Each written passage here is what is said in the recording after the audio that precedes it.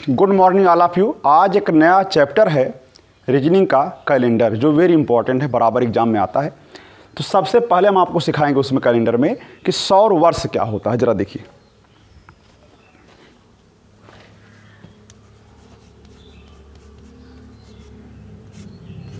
सौर वर्ष, सौर वर्ष क्या होता है। तो पहले सौर वर्ष का मतलब समझिए। सूर्य के चारों ओर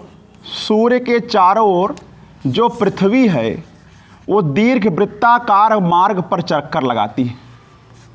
सूर्य के चारों ओर पृथ्वी जो है वो दीर्घ वृत्ताकार मार्ग पर चक्कर लगाती है। तो उसका एक चक्कर पूरा होने में जो समय लगता है उसे कहते हैं एक सौर वर्ष। तो मैं इसको मिटा दे रहा हूँ। तो सौर वर्ष का मतलब हो गया पृथ्वी जो है सूर्य के चारों ओर एक चक्कर लगाने में जो समय लेती है उसे सौर वर्ष कहते हैं। कितना समय लगता है बताइए? 365 दिन, 5 घंटा 48 मिनट और 47.5 सेकेंड और 47.5 सेकेंड लगता है। ध्यान रखिए, सौर वर्ष में कितना समय होता है? एक सौर वर्ष में कितना समय होता है? 365 दिन, 5 घंटा 48 मिनट और 47.5 सेकेंड लगता है। लेकिन वैज्ञानिकों ने कहा कि ऐसा है, जो साधारण वर्ष है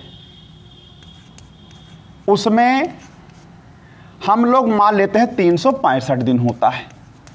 365 दिन जब मान लिया तो एक साधारण वर्ष को जब 365 दिन कह दिया, उसमें फरवरी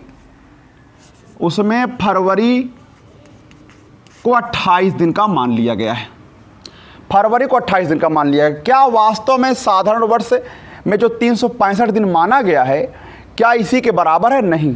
5 घंटा 48 मिनट 47.5 सेकेंड लगभग 6 घंटे के बराबर है। वैज्ञानिकों ने इसको छोड़ दिया था, लेकिन छोड़ देने से कैलेंडर जो है, कैलेंडर में त्रुटि हो जाएगी। इसलिए उसको सुधारने के लिए हर 4 साल बाद, जैसे 6 घंटा है ये, तो हर 4 साल बाद 6 चौक 24 घंटे के करीब जो है ज़्यादा हो जाएगा। तो उसको जो है 6 घंटे के करीब, यानी हर चौथे साल 6 चौक 24 घंटा यानी एक दिन के करीब अधिक हो जा रहा था। तो वैज्ञानिकों ने उसे क्या किया, हर चौथे वर्ष यानी हर 4 वर्ष बाद फरवरी में एक दिन बढ़ा दिया, तो हो गया 29 दिन फरवरी में। तो पूरे वर्ष में तब उस साल जो है 365 दिन हो गया। जिस वर्ष फरवरी में एक दिन बढ़ा दिया गया, उस वर्ष पूरे 365 नहीं 366 दिन हो जाएंगे। तो उसका नाम भी बदल गया, उसका नाम है लीप वर्ष, या लीप वर्ष या अधिवर्ष भी कहते हैं। लीप वर्ष को अधिवर्ष भी कहते हैं। अच्छा, अब लीप वर्ष कैसे करते हैं? लीप वर्ष ज्ञात करना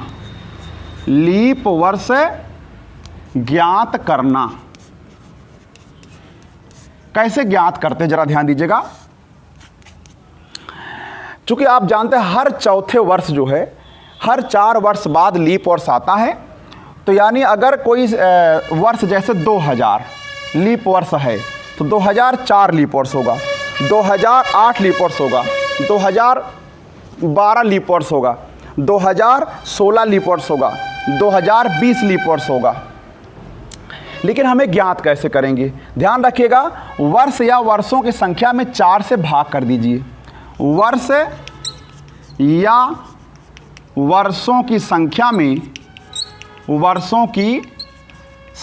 में 4 से भाग करके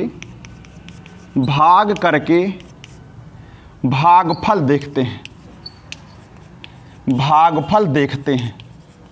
जैसे एग्जाम्पल ले लीजिए, बताइए 2004 लीप वर्ष है या नहीं है? तो अगर देखते हैं, यदि विभाजित हो जाए तो लीप वर्ष, यानी 4 से अगर विभाजित हो जाए तो वह लीप वर्ष होगा। जैसे मैं 4 से भाग कर रहा हूँ, 4 पंजे 20 हो जा रहा है, ठीक है ना। अच्छा, अब 4 एकम 4, यानी कि ये पूरी तरह से विभाजित हो जा रहा है। तो यानी 2004 लीप वर्ष है, 2004 जो है वो लीप वर्ष है। तो ध्यान रखिएगा, अगर 2004 लीप वर्ष है यानी इसमें फरवरी 29 दिन की है, तो 2008 भी लीप वर्ष होगा, 2012 भी, हर 4 साल बाद लीप वर्ष आता रहता है। लेकिन आपने कहा ये क्या कहा, वर्षों की संख्या का क्या मतलब है? इसका मतलब अगर 2004 वर्ष है या वर्षों की संख्या 2004 साल पूरा हो चुका हो तो उसमें कितने लीप वर्ष आएंगे? तो 501 लीप वर्ष आएंगे। अच्छा बताइए, अगर मैं कह दूं 20 वर्ष है तो उसमें कितने लीप वर्ष आएंगे? 4 से भाग कर दिए, 4 पंजे 20 यानी 5 लीप वर्ष आएंगे। अगर 21 वर्ष है तो 4 से भाग करेंगे, 4 पंजे 20, शेषफल से मतलब नहीं होगा, तब भी 5 ही लीप वर्ष माना जाएगा। तो इस प्रकार से लीप वर्ष ज्ञात कर सकते हैं। लेकिन लीप वर्ष ज्ञात करने में समस्या कहाँ आती है, जरा देखिए।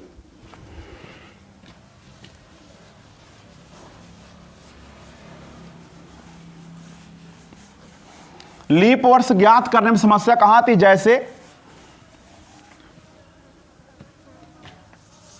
कोई शताब्दी लिखा हो, शताब्दी का मतलब जिसमें लास्ट में 2 जीरो, जैसे 1200 या 1300, ठीक है ना। तो ये लीप वर्ष है कि नहीं, इसको 400 से भाग करेंगे। किससे भाग करेंगे? 400 से। अगर ये 400 से विभाजित है तो ये लीप वर्ष है, लीप वर्ष है। इसको शताब्दी लीप वर्ष कहेंगे या लीप वर्ष कह सकते हैं। लेकिन इसको 4 से नहीं, इसको भी 400 से ही डिवाइड करेंगे।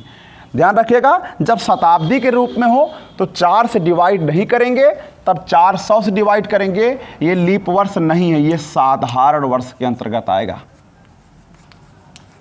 तो जो लीप वर्ष नहीं होगा वो साधारण वर्ष के अंतर्गत माना जाएगा। अच्छा, एक एग्जाम्पल ले लीजिए। निम्न में से लीप वर्ष कौन है?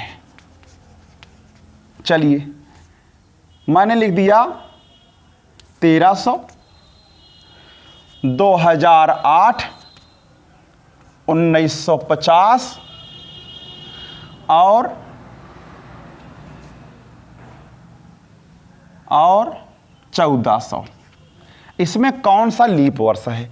तो इसमें आप डिवाइड करेंगे 400 से, इसमें आप डिवाइड करेंगे 4 से, इसमें भी डिवाइड करेंगे 400 से। ध्यान रखिएगा, जब शताब्दी के रूप में होगा तो 400 से डिवाइड करेंगे तो डिवाइड नहीं होगा, ठीक है ना। तो जब डिवाइड ही नहीं होगा, इसको 4 से डिवाइड करेंगे तो 4 चौक 16 और 3 19, 4 8 32, 3 35, 4 7 28, 2 शेषफल बच जाएगा। पूरी तरीके से विभाजन नहीं होगा, लेकिन ये 4 से डिवाइड हो रहा है, इसलिए ये लीप वर्ष है, लीप वर्ष है ये। तो ध्यान रखिएगा, जब शताब्दी के रूप में हो तो 400 से डिवाइड करिएगा, और जब जो शताब्दी के रूप में ना हो तो उसको सिर्फ 4 से डिवाइड करेंगे, तो आपका काम हो जाएगा। आगे बढ़ते हैं।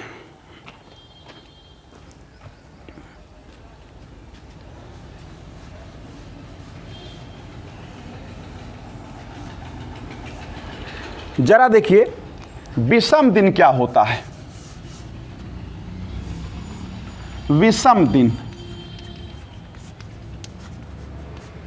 ऑड डेज, बड़ा उपयोगी होगा। तो विषम दिन क्या होता है?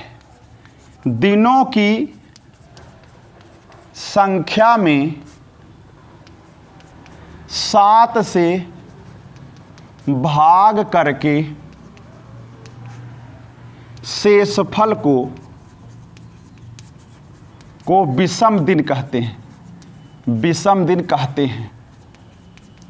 अब एग्जाम्पल लीजिए, जैसे मैं कह दिया, बताइए 28 दिन में विषम दिन कितना होगा? विषम दिन यहां लिखना होगा आपको। 28 दिन में कितना? 7 चौक 28 कट जा रहा, कोई विषम दिन नहीं मिलेगा। 29 दिन का अगर महीना है तो एक शेष बचेगा। अगर आप 29 में 7 से भाग करें, 7 चौका 28 और 1 शेष बचेगा, तो वो 1 यहाँ ला के लिख देंगे, विषम दिन 1 होगा। और महीना 30 का भी होता है 2 विषम दिन, महीना 31 का भी होता है 3 विषम दिन। ऐसे ही वर्ष जो है 365 दिन का होता है, इसमें आप 7 से भाग करिए तो 1 शेष बल बचेगा, तो इसका मतलब 1 विषम दिन हो गया। ऐसे ही 366 में आप भाग करेंगे 2, तो इसको साधारण वर्ष कहेंगे, इसको लीप वर्ष कहेंगे। यानी लीप वर्ष में 2 विषम दिन होता है और साधारण वर्ष में 1 विषम दिन होता है। 7 से भाग करके शेषफल को विषम दिन कहते हैं। तो बड़ा उपयोगी होगा। जरा देखिए कैसे, कहाँ उपयोग होगा इसका। तो सबसे पहले हम सिखाएंगे आपको, हर 7 दिन बाद वही दिन आता है। प्रत्येक 7 दिन बाद वही दिन आता है। प्रत्येक 7 दिन बाद पुनः वही दिन आता है। प्रत्येक 7 दिन बाद पुनः वही दिन आता है। एग्जाम्पल के तौर पर, अगर 1 तारीख किसी महीने की 1 तारीख को मान लीजिए शनिवार है, ठीक है। अगर 1 तारीख को शनिवार है तो 1 में 7 जोड़िए प्लस 7, यानी 8 तारीख को भी क्या हो जाएगा, शनिवार पड़ेगा। इसी प्रकार से आप इसमें भी 7 जोड़िए, 8 7 15 तारीख को भी शनिवार पड़ेगा। ध्यान रखिएगा। ऐसे ही 15 में 7 जोड़िए, 22 तारीख को भी क्या पड़ेगा, शनिवार पड़ेगा।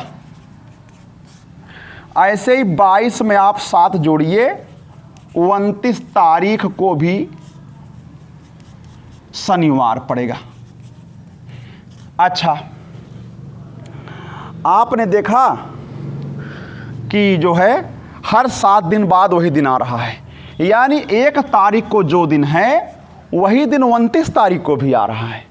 इसका मतलब है जो दिन 1 तारीख को होता है वही दिन 29 तारीख को भी होता है। 29 तारीख, यानी जो दिन 2 तारीख को होगा वही दिन 30 तारीख को होगा। दिन में 3 तारीख को जो दिन होगा, अगर वो महीना 31 का है तो 31 तारीख को भी वही दिन होगा।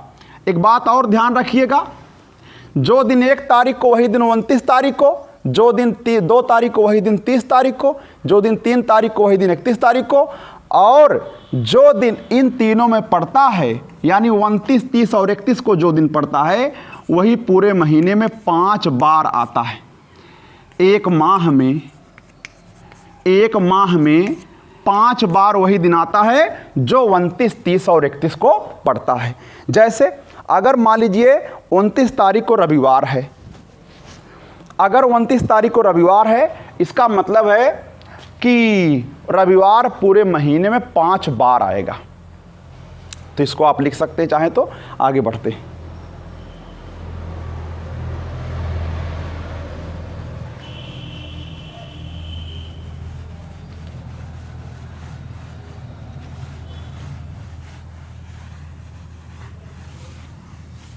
अच्छा, अगली बात है, चलिए एक एग्जाम्पल ले लेता हूं मैं। 1 जनवरी, यदि 1 जनवरी को शनिवार तो 27 जनवरी को कौन सा दिन होगा, को कौन सा दिन होगा, तुरंत बता ले जाएंगे, क्योंकि जो 1 तारीख को होता है वही दिन 29 तारीख को भी होता है। अगर 29 तारीख को भी क्या हो जाएगा, तब बताइए, शनिवार हो जाएगा। अब अगर 29 तारीख को शनिवार है तो आप 28 तारीख को शुक्रवार और उसके भी पहले 27 तारीख को क्या कह सकते हैं, गुरुवार। ध्यान रखिएगा। अच्छा, अब बात आती है महीनों की। तो जून, नवंबर, अप्रैल और सितंबर, ये होते हैं 30 के, और बाकी सब 31, यानी फरवरी को छोड़ करके बाकी सब 31 होंगे। तो जून, नवंबर, अप्रैल, सितंबर 30 का महीना है। अच्छा,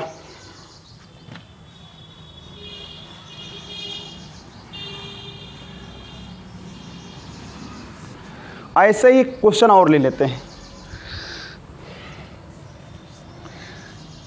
जो समझाने में आसानी रहे। जैसे 1 मार्च को गुरुवार, गुरुवार को बृहस्पतिवार भी कहते हैं।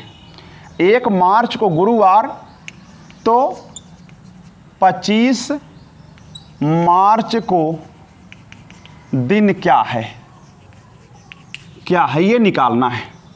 तो एक तो आप 7 जोड़ के भी निकाल सकते हैं। जैसे जो दिन 1 तारीख को वही दिन 8 तारीख को, 8 7 15, 15 7 22, 22 तारीख को गुरुवार पड़ेगा। तो गुरुवार, अब 22 को गुरुवार है तो 23 को शुक्रवार, 24 को शनिवार और 25 को रविवार आएगा। ऐसे 7 जोड़कर भी कर सकते हैं। लेकिन एक तरीका हम और सिखाएंगे आपको। जैसे 1 से लेकर के 25 तक कुल मिलाकर कितना दिन हुआ, 25 दिन। तो 25 में आप 7 से भाग करिए, शेषफल कितना आएगा, 7 × 21 और 4 25। यानी कि अगर आप लोग जो है 7 × 21 और 4 25, तो पूरा 1 मार्च से लेकर के 25 मार्च तक 24 दिन हुआ, क्योंकि 1 मार्च को उसमें नहीं गिनते हैं। तो 24 दिन होगा। तो 25 दिन नहीं 24 दिन होगा। तो भाग करेंगे तो 3 आएगा। 7 से अगर आप भाग करते 7 × 21 3 24, तो आप गुरुवार में 3 जोड़ दीजिए, गुरुवार +3। तो गुरुवार में अगर आप 1 जोड़ते हैं तो शुक्रवार होगा, 2 जोड़ेंगे शनिवार और 3 जोड़ेंगे रविवार। फिर एक बार समझिए, यानी जिस दिन से लिया जाएगा उसको छोड़कर। तो 1 मार्च से 25 मार्च तक अगर आप गिनेंगे तो 25 दिन नहीं 24 दिन माना जाएगा, क्योंकि पहले वाले दिन को छोड़ दिया जाता है। तो 24 दिन हुआ, 24 में 7 से भाग करिए तो शेषफल आएगा 3। तो जो दिन दिया उसी में 3 जोड़ दीजिए। अब जोड़ने की प्रक्रिया क्या है, गुरुवार में 1 जोड़ेंगे तो शुक्रवार, 2 जोड़ेंगे तो शनिवार और 3 जोड़ेंगे तो रविवार हो जाएगा। तो इस प्रकार से कर सकते हैं। ऐसे वर्षों में भी आप कर सकते हैं। जरा देखिए,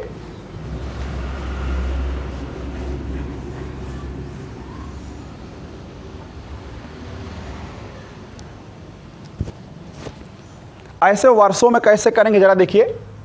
एक एग्जाम्पल लेते हैं। 1 जनवरी 2005 को रविवार, तो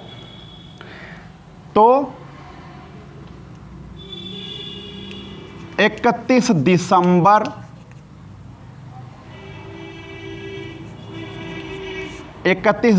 2005 को दिन क्या होगा, ये पूछ लिया आपसे। तो 1 जनवरी 2005 से 31 दिसंबर 2005 तक 1 वर्ष पूरा हो गया।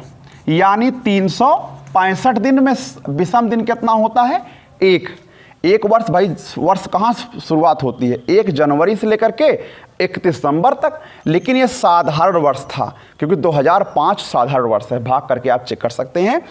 तो 365 दिन होगा, जिसमें विषम दिन कितना होगा, 1। तो यानी रविवार में आप 1 जोड़ सकते हैं। तो रविवार में 1 जोड़, अच्छा नहीं, हाँ देखिए 31 दिसंबर नहीं, अच्छा तो ये जो है आपका 1 जनवरी 2005 से हम लोग गिनेंगे, जरा ध्यान दीजिएगा। 1 जनवरी 2006 तक, ध्यान दीजिए। 1 जनवरी 2005 से 1 जनवरी 2006 तक 1 वर्ष माना जाता है कि 1 वर्ष पूरा हो गया। ये अगर 31 दिसंबर तक रखेंगे तो क्योंकि पहला दिन नहीं जोड़ते उसमें, इसलिए एक वर्ष नहीं पूरा होगा।